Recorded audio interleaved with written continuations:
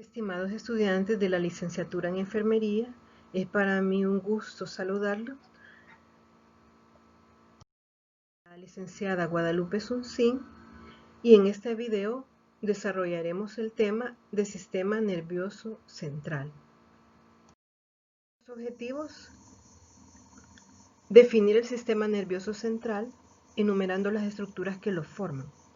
Describir la conformación anatómica de cada uno de los órganos del sistema nervioso central y sus características, y enumerar las meninges, sus características morfológicas y función. El sistema nervioso se divide en cuanto a las estructuras que lo conforman en un sistema nervioso central y un sistema nervioso periférico. El sistema nervioso central, a su vez, se divide en el encéfalo, está constituido por el encéfalo y la médula espinal. Cuando nos referimos al encéfalo, este presenta sus tres porciones, que son el cerebro, el cerebelo y el tallo encefálico, del cual el bulbo raquídeo es parte. Y el sistema nervioso periférico está conformada por nervios y ganglios, sus respectivos ganglios. Los nervios pueden ser unos motores, otros pueden ser sensitivos y otros mixtos. Si hablamos de la función, hay un sistema nervioso somático y un sistema nervioso autónomo. El somático de las partes generales del cuerpo y el sistema nervioso autónomo, que se divide en simpático y parasimpático. En este video desarrollaremos la parte del sistema nervioso central. Veremos las estructuras que lo conforman y sus principales características. El sistema nervioso central, que mencionamos sus dos porciones principales, encéfalo y médula espinal. En cuanto al encéfalo, se localiza en el interior del cráneo. Ya mencionamos que está compuesto por el cerebro, que ocupa casi todo el cráneo. Está relacionado con los movimientos voluntarios, la memoria y el aprendizaje y las emociones. El cerebelo, que coordina las acciones de nuestro cuerpo y mantiene el equilibrio, y el tallo encefálico, del cual el bulbo raquídeo es parte, controla lo que hacen nuestros órganos internos, como el corazón, la respiración. Y médula espinal, que es un grueso cordón, formado por muchas neuronas también, está dentro de la columna vertebral. Estas estructuras se localizan en el cráneo. Las posiciones que presentan: acá está el encéfalo, el cerebro. Este es el diencéfalo, es otra porción del sistema nervioso central muy importante, que está formada por un tálamo y otra porción que es el hipotálamo. Luego tenemos el tallo encefálico con sus tres porciones, que ya las vamos a mencionar, y posterior al tallo encefálico el cerebelo. Todas estas estructuras están protegidas por el cráneo, también por las capas meningias que vamos a ver y por un líquido cerebroespinal. Con respecto a los hemisferios cerebrales, tenemos el hemisferio cerebral derecho y el izquierdo. Ambos hemisferios están separados entre sí por una fisura o cisura longitudinal o interhemisférica. Esa fisura longitudinal o interhemisférica separa ambos hemisferios, derecho e izquierdo. También ubicamos dentro de los hemisferios cerebrales las superficies. Hay superficies que nos permiten identificar estructuras importantes. Así tenemos hacia afuera la superficie dorsolateral. En la parte inferior, que es la que estamos, la vista que tenemos acá, es la parte basal, y si separamos ambos hemisferios, en la parte central o medial quedaría esa superficie medial. También vamos a hablar de polos. El que va hacia la frente es el polo frontal. El que se extiende lateralmente es el polo temporal. Y en la parte posterior, el polo occipital. Esta es una imagen en la cara medial. Si las estructuras se separan por una fisura longitudinal, también eso separa a ambos hemisferios, pero hay una estructura que está en la cara medial que une a ambos hemisferios y también permite que la información fluya de ambos hemisferios. Y este recibe el nombre de cuerpo calloso. Esta es la estructura que está uniendo a ambos hemisferios cerebrales. Se localiza en la cara medial. Dentro de los hemisferios cerebrales o en la superficie de los hemisferios cerebrales también hay una serie de fisuras o surcos. O sea, son las grietas que se forman en los hemisferios reciben el nombre de surcos. Si son más pronunciadas se les llama fisura. Y entre estas fisuras o surcos se forman pliegues. A todos estos pliegues reciben el nombre de giros o circunvoluciones. Hay dos surcos muy importantes en esta cara dorsolateral que nos permite dividir a los hemisferios cerebrales en lóbulos. Así tenemos un surco que se extiende de forma vertical, casi en medio, y ese es el surco central o de Rolando. Y hay otro que se extiende de manera vertical, que es el surco lateral o de Silvio. Lo que encontramos anterior al surco central o de Rolando, toda esta área en color rosado, es el lóbulo frontal. Lo que se extiende posterior al surco central es el lóbulo parietal. Y la porción que se extiende inferior al surco lateral o de Silvio corresponde al lóbulo temporal. Para ubicar el lóbulo occipital vamos a trazar una línea imaginaria que viene desde un surco parieto-occipital, que es un surco que se localiza en la cara medial, pero llega acá un pedacito, y hacia la muesca preoccipital, que es esta hendidura. Acá trazamos una línea imaginaria y de esa manera delimitamos al lóbulo occipital.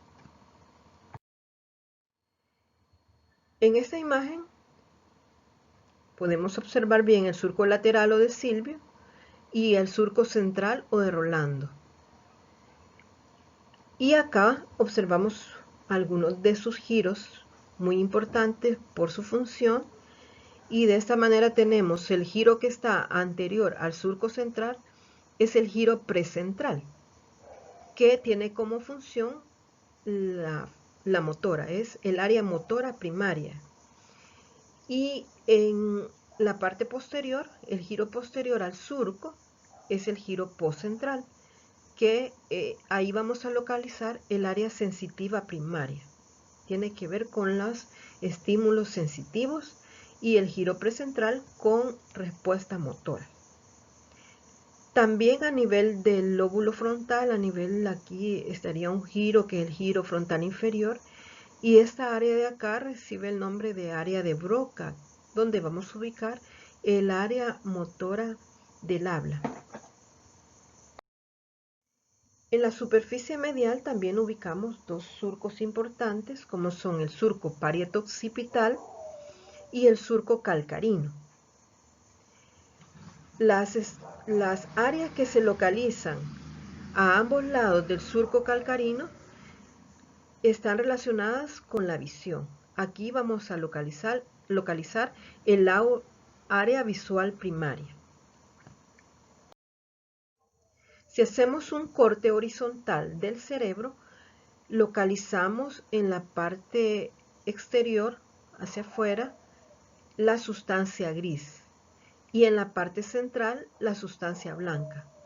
Dentro de la sustancia blanca tenemos núcleos grises, como son el núcleo caudado, el núcleo lenticular, que son estos dos, y el tálamo. Entre estos núcleos se localiza una porción de sustancia blanca que recibe el nombre de cápsula interna. Esta es la cápsula interna, que tiene tres porciones: el brazo anterior, una rodilla y el brazo posterior. Esto permite que la información del cerebro llegue a médula espinal y de médula espinal hacia el cerebro. Dentro del sistema nervioso central tenemos también espacios. Estos espacios reciben el nombre de ventrículos. Tenemos 3 ventrículos principales. A nivel de los hemisferios cerebrales vamos a encontrar los ventrículos laterales, que son 2, uno en cada hemisferio, y que tienen esta forma de C, son los más grandes. Esos son los ventrículos laterales. A nivel del diencéfalo tenemos el tercer ventrículo, que es el que vemos acá en medio. Este corresponde al tercer ventrículo. Y entre médula oblonga y puente, que son partes del tallo encefálico, y el cerebelo, posteriormente, ubicamos el cuarto ventrículo. En estos ventrículos se produce el líquido cefalorraquídeo, que es un líquido claro e incoloro que protege al encéfalo y la médula espinal del daño físico y químico. Este líquido cefalorraquídeo se origina a nivel de los ventrículos, en estructuras especializadas que reciben el nombre de plexos coroideos. Así encontramos a nivel de los ventrículos laterales los plexos coroideos que están produciendo líquido cefalorraquídeo. El líquido se transporta a través del agujero interventricular o de Monro al tercer ventrículo. En el tercer ventrículo se produce más líquido cefalorraquídeo y pasa a través del acueducto mesencefálico o de Silvio al cuarto ventrículo. En el cuarto ventrículo también se produce más líquido cefalorraquídeo y este líquido cefalorraquídeo abandona el cuarto ventrículo a través de unos agujeros medianos o de Magendie y luego sale a rodear toda la médula espinal y el encéfalo, el tallo encefálico, el encéfalo. De esa manera está protegiendo a nuestro sistema nervioso central y periférico. En la parte superior de los hemisferios cerebrales existen unas estructuras que reciben el nombre de vellosidades aracnoideas. Estas vellosidades aracnoideas se encargan de estar reabsorbiendo el líquido cefalorraquídeo que constantemente se está produciendo. En cuanto al cerebelo, otra porción del sistema nervioso central, ya lo ubicamos.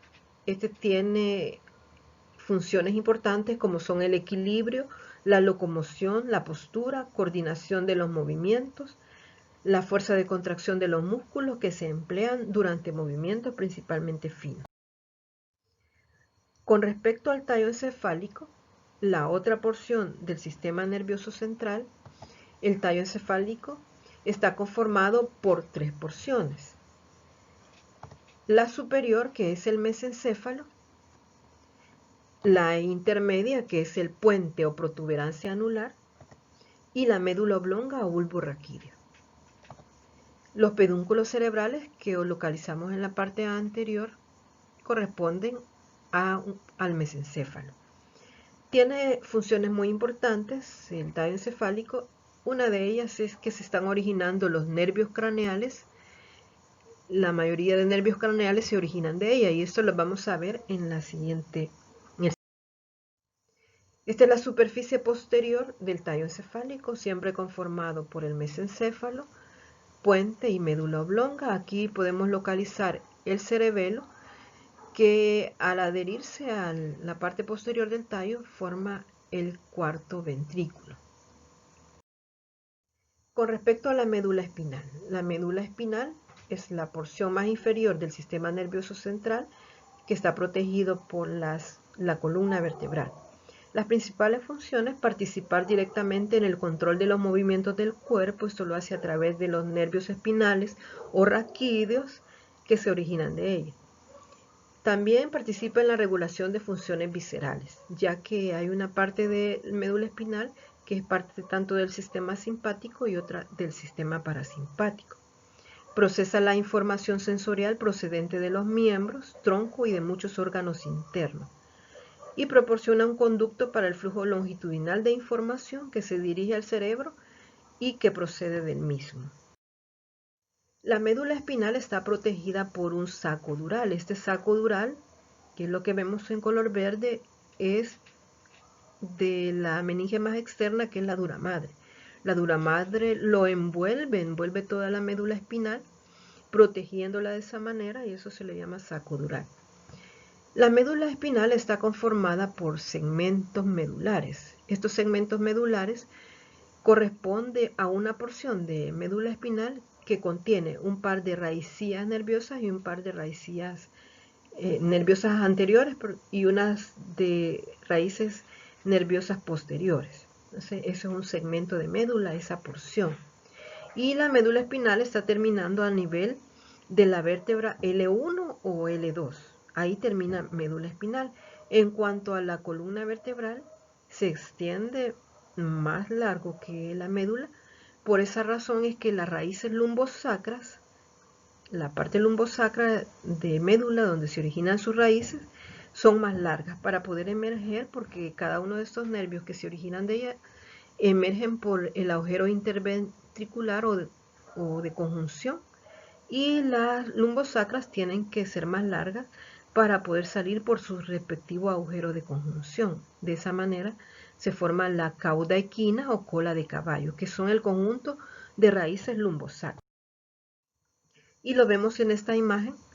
Acá tenemos la médula espinal, su porción, la porción final, que se forma como un cono, por eso recibe el nombre de cono medular.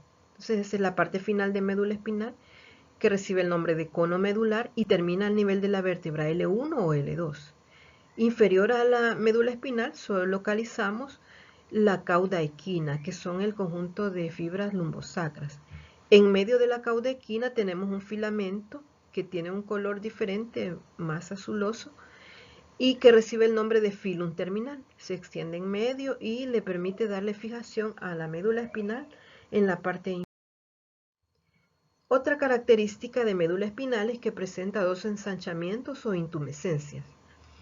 Un ensanchamiento cervical que está formada por los segmentos de S4 a T1 y un ensanchamiento lumbosacro que está formado de los segmentos L2 a S3. Estos ensanchamientos se deben a que aquí hay una mayor cantidad de neuronas que van a dar origen a los plexos nerviosos que van a ir a inervar miembros superiores en el caso del cervical y miembros inferiores en el caso del lumbosacro.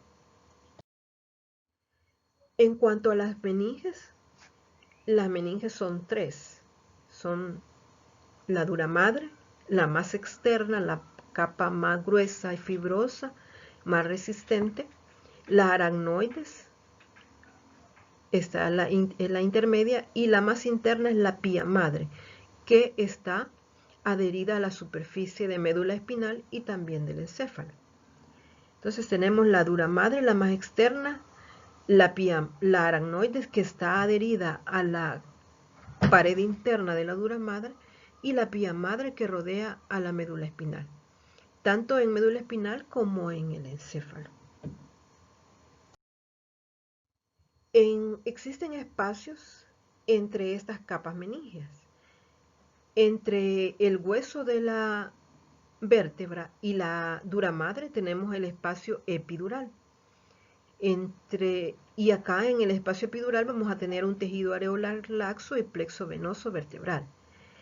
Entre la dura madre y la aracnoides hay un espacio estrecho o virtual que recibe el nombre de espacio subdural, y ahí solo tenemos una película delgada de líquido tisular. Y entre la aracnoides y la pía madre, que es el espacio más amplio, tenemos el espacio subaracnoideo, que contiene líquido cerebroespinal o cefalorraquídeo. En cuanto a la médula espinal, aquí vemos un corte en el cual podemos localizar la sustancia blanca externamente y la sustancia gris en forma de H en la parte interna. Esta es la superficie anterior de médula espinal. Acá tenemos en medio la fisura mediana anterior, y se le llama fisura porque es bastante pronunciada. En la parte lateral, el surco anterolateral, en donde están emergiendo las raíces ventrales o anteriores que tienen función motora en este nervio espinal que se va a formar en médula espinal. En la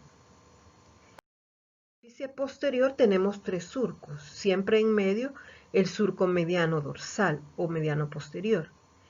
En las partes laterales el surco dorsolateral por donde penetran las raíces dorsales o posteriores que tienen una función sensitiva y ellos presentan un ganglio. Estas raíces presentan un ganglio, las raíces sensitivas, que entran los estímulos hacia médula espinal. Estos estímulos sensitivos de dolor, temperatura y tacto los llevan a estas raíces dorsales a través de este surco. Y entre estos dos surcos, entre el mediano dorsal y el dorso lateral, tenemos el surco intermedio dorsal. El ligamento dentado es otra estructura que le permite darle fijación a las partes laterales a la médula espinal. Se extiende desde la pía madre hasta la dura madre y son como una forma de diente, por eso se le llama ligamento dentados, que están a ambos lados de la columna vertebral. Con respecto a hay una técnica que es la punción lumbar. Ya sabemos que la médula espinal termina a nivel de L1 o L2. En la punción lumbar se extrae líquido cefalorraquídeo o se inyecta medicamentos o se induce anestesia. Y es importante tener en cuenta que médula espinal termina a nivel de L1 y L2 para no dañarla. Para hacer la punción lumbar, que muchos de ustedes ya lo conocen, se coloca al paciente en decúbito lateral, se toman las partes más superiores, las partes superiores de la cresta ilíaca y ahí se traza una línea imaginaria. Al trazarla estaríamos pasando por la cuarta vértebra lumbar. La aguja de punción lumbar puede atravesar la tercera o cuarta o entre la cuarta y la quinta vértebra lumbar. Como lo vemos en esta imagen, aquí tenemos la cuarta que nos sirve de punto de referencia para poder poner esa aguja especial de punción lumbar. Hemos visto las partes del sistema nervioso central, un resumen de ellas. Aquí tenemos sus principales funciones: la corteza cerebral, los hemisferios, pues la función es percepción sensorial, movimientos voluntarios, lenguaje, emociones, pensamientos. El diencéfalo, que está conformado por el tálamo y el hipotálamo, tenemos que el tálamo participa es una estación intermedia entre corteza y tronco cerebral, control de movimientos y del tono. El hipotálamo, control de supervivencia, ingesta, temperatura, defensa y sexual.